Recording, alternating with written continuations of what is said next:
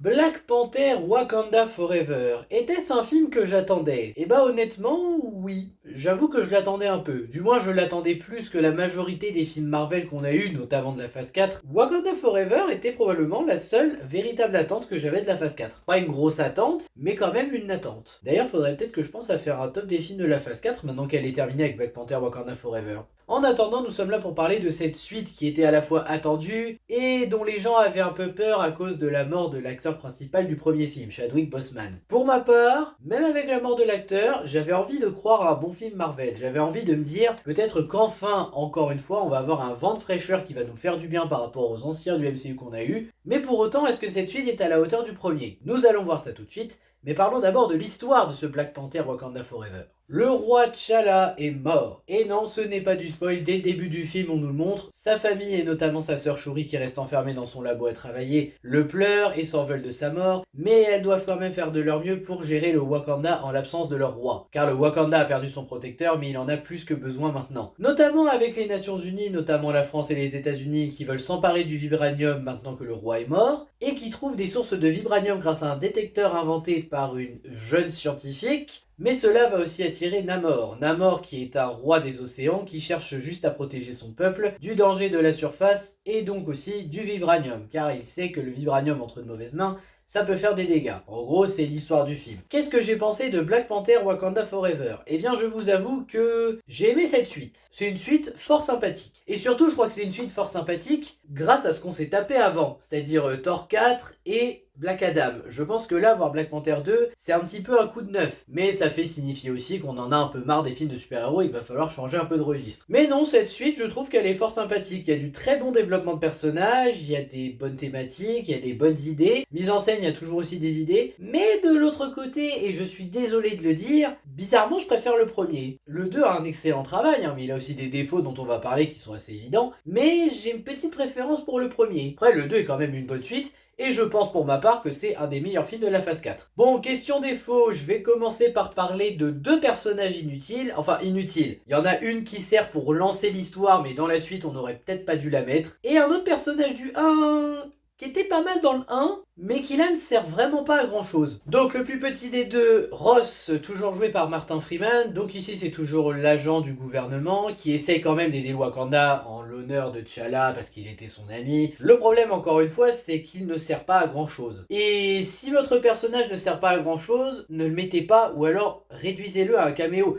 J'aime beaucoup Martin Freeman, je trouve que c'est un très bon acteur. Mais là, clairement vous saviez pas quoi faire de ce personnage. Chaque fois qu'on le voit c'est pour voir que sa boss qui est aussi son ex fait genre qu'elle le protège alors qu'au final à la fin on sait très bien qu'elle va le griller. Donc je le redis, malheureusement son personnage à Ross, ça servait pas à grand chose. Et sinon on a le personnage de Riri Williams ou Iron Heart joué par Dominic Thorne. Ce personnage il est bien dans le sens où il est le point de départ de l'histoire. C'est à partir d'elle que tout commence. Sauf que plus le film avance, moins elle sert à quelque chose. Alors on pourrait se dire oui, mais son intelligence pourrait aider. Non, c'est Shuri qui fait tout. C'est pour ça que je trouve ça dommage si vous saviez pas quoi faire de Riri ou du moins de lui donner une plus grande importance, hormis d'être le point de départ de l'histoire. Fallait peut-être pas la mettre autant en avant. Ou alors fallait peut-être pas sortir Ironheart. En attendant, le personnage là, c'est juste un personnage cliché d'adolescente. Oh, je suis trop intelligente, je fais en sorte que mes camarades me payent très cher afin que je puisse faire leurs devoirs à la place pour prouver que je suis une pure génie. J'ai réussi à recréer l'armure d'Iron Man, à quelques détails près, mais ça c'est un détail encore une fois. Riri en fait c'est un personnage qui au bout d'un moment, je me suis dit mais qu'est-ce que tu fous encore là? Et sinon rapido, son armure d'Iron Heart, je crois que je peux pas vous mettre d'image à l'heure où sort cette vidéo parce qu'il n'y en a pas officiellement, mais oh putain mais qu'est-ce que c'est que cette armure? Je comprends pas aux comics en général, moi j'aime bien les différences par rapport aux comics, ça peut être intéressant. Sauf que là, tu passes d'un design d'un comics vraiment cool à une espèce d'armure Power Rangers à cause des épaules qui sont beaucoup trop larges. Je comprends pas l'intérêt d'avoir fait un design comme ça pour Iron Heart. Autre défaut du film, et là on est obligé d'en parler, parce que je crois que c'est un des rares films où je le dis en plus, la durée. Qu'est-ce que c'est long? Encore une fois, vu qu'il y a des scènes un peu inutiles avec Martin Freeman, bah ça rallonge le film pour rien. Et je me demande si le film aurait pas dû faire plutôt 2h20, 2h30, parce que 2h42 je crois, je sais plus exactement. C'est quand même très long pour un film de super-héros. Bon, je sais que certains vont me dire « Ouais, tu t'en plains là, tu t'en plaignais pas pour Batman. » Oui, mais Batman, si tu veux, j'ai pas trouvé qu'il y avait des scènes réellement inutiles dans The Batman. Là, j'ai l'impression qu'il y en a quand même quelques-unes. Après, j'ai rien contre les films de super-héros de 3 heures ou plus, hein. J'aime bien Watchmen version longue. Mais là, non, clairement, je n'arrive pas à me dire que 2h42 c'était la bonne durée pour ce film. Sinon, qu'est-ce que je pourrais dire? Les scènes de nuit sont un peu trop sombres, il y a des moments qui sont difficiles à voir. Même chez Namor, ils ont tenté de faire des décors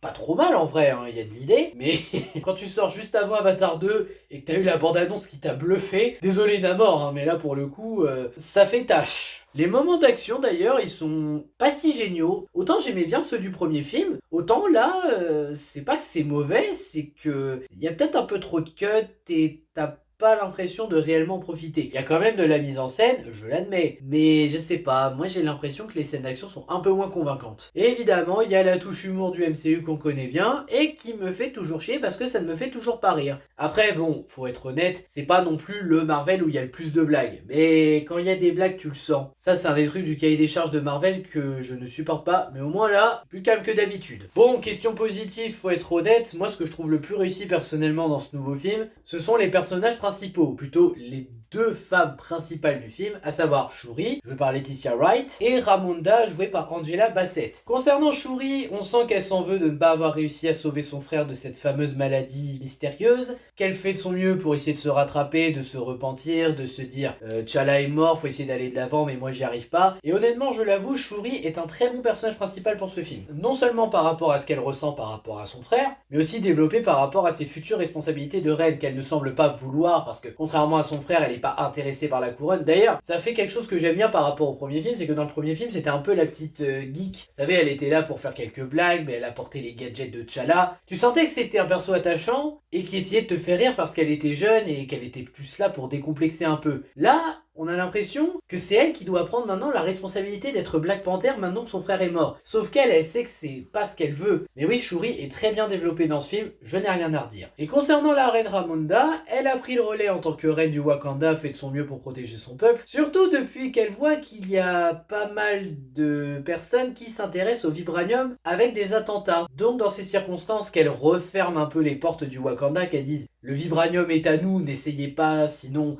on vous tue, on vous massacre, on a les pleines puissances. C'est pas faux. Non, vraiment, dans le cas de la reine, je comprends surtout qu'elle a perdu son mari, elle a perdu son fils. Alors maintenant que c'est à elle de gérer tout le Wakanda, sachant que Shuri n'était pas prête et je pense que si on lui avait proposé, elle aurait dit non à ce moment-là, on peut comprendre qu'elle soit un peu, je vais pas dire tyrannique, parce qu'elle est pas vraiment tyrannique, mais qu'elle soit un peu plus renfermée sur elle-même et qu'elle ne fasse plus confiance. Sinon, on a toujours Okoye, jouée par Danai Gurira. Bon, là, elle a pas de réel développement, même si dans le premier, elle en avait pas non plus. Bah si, je mens un peu. Dans le premier, elle avait un développement par rapport au devoir du Wakanda, le fait que T'Challa voulait prendre des décisions qu'elle n'acceptait pas parce que c'est pas dans les traditions du royaume. Là, elle a pas vraiment de développement. Elle se dit juste qu'elle ne veut pas perdre Shuri et la reine, comme elle a perdu T'Challa qui était pour elle un ami très proche. Donc là, c'est surtout que tu retrouves une combattante que tu avais beaucoup appréciée dans le premier film, ou pas, ça dépend des gens. Moi perso, j'avais bien aimé. Et tu la retrouves là. Et enfin, Nakia, jouée par Lupita Nyong'o, c'est la petite amie de T'Challa, enfin l'ex-petite amie, vu qu'apparemment elle était partie du Wakanda. Et là, elle fait plus office de soutien pour Shuri, qui est honnêtement une bonne idée. Vu qu'elle a été la plus proche de T'Challa, c'est logique qu'elle veuille faire en sorte d'aider Shuri et que ça soit elle qui la comprenne la mieux par rapport à la mort de son frère.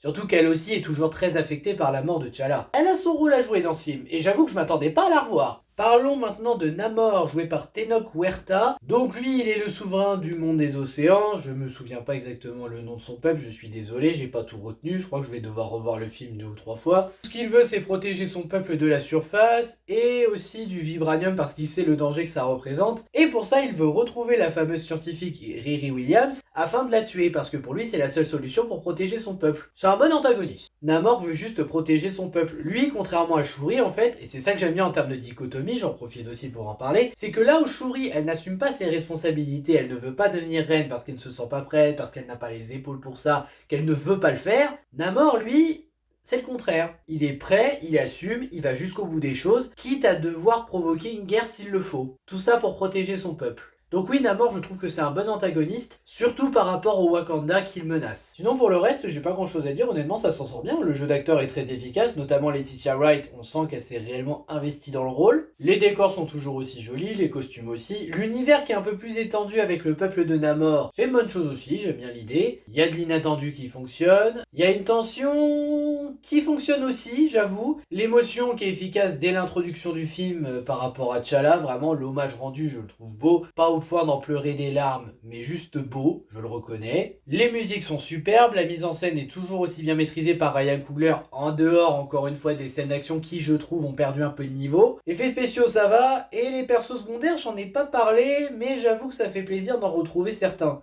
Et enfin la fin, pour une conclusion de la phase 4, ça fonctionne. Après ça se concentre encore une fois sur le fait que c'est un film solo du MCU, et pas un film qui se dit vite, il faut mettre toutes les cartes pour les prochaines phases. Non, justement, ce qui est bien ici, c'est que c'est un film solo qui a compris encore une fois que c'était un film solo et qui devait se concentrer sur son film solo. Partie spoil, je vais pas vous spoiler grand chose, je pense, parce que bon, il y a beaucoup de choses à spoiler en vérité, mais c'est mieux de les découvrir avec le film. On va d'abord parler de la scène post-générique. Alors, je sais pas s'il y en a qu'une ou deux, moi j'en ai vu qu'une parce que je suis parti avant la fin du générique. Dans cette scène, c'est la suite directe de la fin, c'est-à-dire que là où Shuri était assise en train de pleurer, limite pour dire adieu à son frère, cette fois pour de bon, on a Nakia qui revient avec un petit garçon à son bras, et on découvre que c'est pour ça qu'elle est partie du Wakanda, parce qu'elle et T'Challa ont eu un fils et qu'ils voulaient le cacher. Même si la reine était au courant et qu'elle venait lui rendre visite de temps en temps, Shuri ne l'était pas. Donc Shuri, bien sûr, ça la surprend un peu, mais de l'autre côté, ça la rend aussi heureuse. Elle a un sourire quand elle voit ce petit. Ce petit qui s'appelle T'Challa aussi. Et là, on a l'exemple pour moi du scène post-générique qui fait plaisir à voir, dans le sens où c'est un bonus par rapport au film, et là, c'est même pas quelque chose qui te tease la phase 5. On est enfin dans une vraie conclusion de phase. Et c'est bien de ne pas mettre une scène post-générique qui nous dit « Regarde ce que t'auras à la phase d'après ». Sinon, partie spoil, qu'est-ce que je pourrais vous spoiler?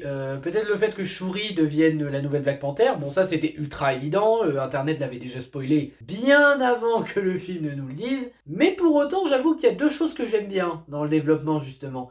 Déjà, le fait que la reine est morte. Parce que oui, pendant l'attaque de Namor au Wakanda, la reine meurt en sauvant quelqu'un. Et à ce moment-là, Shuri, elle a plus personne en famille. Et sa seule motivation maintenant, c'est la vengeance. C'est de tuer Namor pour ce qu'il a fait à sa mère. Le problème, c'est que quand elle passe le rite de passage de Black Panther, même si bon, toutes les herbes avaient brûlé, parce que Killmonger avait dit de les brûler, Killmonger méchant du 1 pour ceux qui ne savent pas, et bah là Shuri a réussi à resynthétiser une herbe pour devenir la nouvelle Black Panther. Sauf que pendant le rite, elle voit Killmonger, elle voit l'ancien roi du Wakanda, celui qui a voulu détruire le monde. Et j'avoue que avoir mis celui-là, c'est pas une mauvaise idée. Sachant que Shuri, tout ce qu'elle veut, c'est se venger, et que Killmonger, ce qu'il voulait, c'était se venger de T'Challa et de sa famille pour avoir tué son père, j'avoue que le fait que Shuri le voit lui pour devenir la nouvelle Black Panther, c'est une bonne idée. Surtout qu'à ce moment-là, oui, Shuri, tout ce qu'elle veut, c'est tuer Namor. Elle ne veut pas devenir la reine pour prendre soin de son peuple, non. Elle veut devenir Black Panther juste pour avoir les capacités de tuer Namor. Bon après dans le combat final, oui finalement,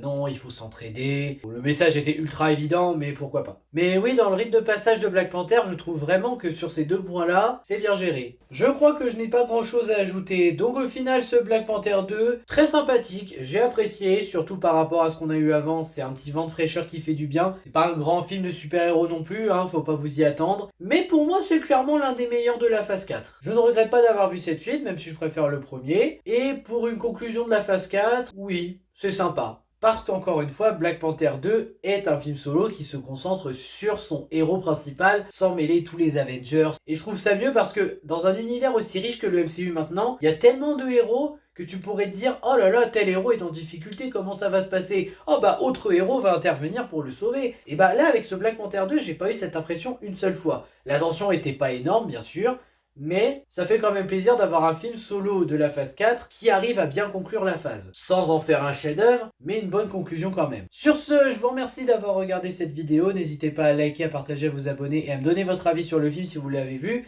Et je vous dis à bientôt pour de prochaines vidéos. Ciao!